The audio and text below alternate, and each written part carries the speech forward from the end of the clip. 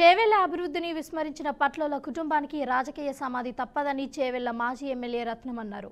BJP నాయకుల ముఖ్య నాయకులు కలిసి చేవెళ్లలో సమావేశం నిర్వహించారు. ఎంపీ కొండ విశ్వేశ్వరరెడ్డిని ఏకవచనంతో బీఆర్ఎస్ నేత కార్తిక్ రెడ్డి సంబోధించడం పట్ల మండిపడ్డారు. ఇక జాతీయ రహదారి నిర్మాణంపై ఎంపీ కేవీఆర్ మాట్లాడాలు విక్రయించడం పట్ల ఆయన అభ్యంతరం వ్యక్తం చేశారు. వార్డు మెంబర్ సైతం కానీ కార్తిక్ రెడ్డి ఎంపీ కేవీఆర్ ను విస్మరించే అర్హత లేదు అని అన్నారు. ఈ ప్రాంత ప్రజలను బీఆర్ఎస్ గవర్నమెంట్ అధికారంలోకి వచ్చింది. బీఆర్ఎస్ గవర్నమెంట్ అధికారంలోకి వచ్చినాక సబితమ్మ కూడా అలా బీఆర్ఎస్ నుండి అధికార పార్టీలో ఉన్నారు, అధికారం చెలాయించినారు. మరి ఏం చేసినారని మేము అడుగుతా ఉన్నాం. ఆనాడు బీఆర్ఎస్లో ఎంపీగా ఉన్నప్పుడు ఎంపీ అన్నట్టు కూడా బీఆర్ఎస్ నెత్తి మీద ఎత్తుకోలేదు. బీఆర్ఎస్ పార్టీ తప్పులు చేస్తుందని ఎప్పటికప్పుడు ఖండిస్తూ వచ్చింది.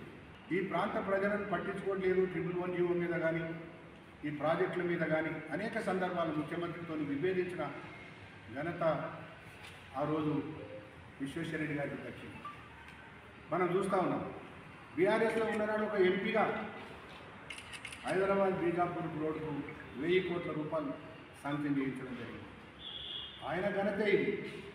మేము అడుగుతూ ఉన్నాం, మీరెవరన్నా శాంక్షన్ చేయిస్తే మీ లెటర్ ప్యాడ్ మీద గట్టిసారి కానీ కేంద్ర ప్రభుత్వం కానీ మీరు విజ్ఞప్తి చేసినట్టు ఈ రోడ్డు శాంక్షన్ చేయమని అడిగినట్టు మీకు దమ్ము ధైర్యం ఉంటే, మీకు రాజకీయాలలో విలువలు ఉంటే మీరు చూపెట్టండి, మీడియాకు చూపెట్టండి, పబ్లిక్ చూపెట్టండి. ఈ రోడ్డును మీరు తెచ్చినట్టు కేంద్ర ప్రభుత్వాన్ని శాంక్షన్ చేసినంత వరకే ఎగ్జిక్యూట్ చేయాల్సిన బాధ్యత, ఈ ల్యాండ్ అక్విజిషన్ చేయవలసిన బాధ్యత రాష్ట్ర ప్రభుత్వం.